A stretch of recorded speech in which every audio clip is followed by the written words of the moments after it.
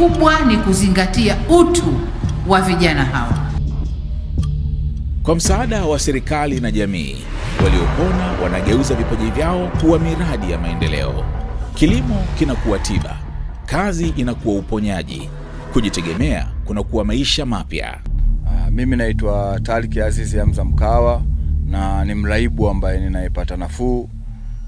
Tunaishukuru sana serikali ya Jamhuri ya Muungano wa Tanzania na rais wetu Mama Samia Suluhu na mamlaka ya udhibiti wa kupambana na dawa za kulevya kwa namna moja ama nyingine, kwa sababu ni watu ambao tuko nao karibu sana, ni watu ambao wanatuwezesha kwa namna moja ama namna nyingine kwa hatua zetu jinsi ambavyo tunavyoendelea. Kwa sasa hivi tunalima maharage, mahindi, lakini kuna kilimo cha miogo, kuna kilimo cha mapapai, kuna kilimo cha ndizi, kuna kilimo cha mpunga, mtaona makabichi.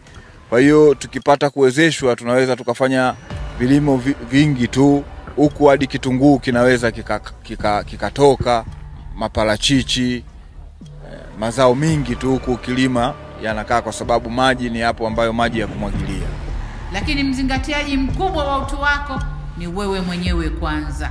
Nafsi yako, utu wako, maendeleo yako, alafu ndio mengine yafuatia.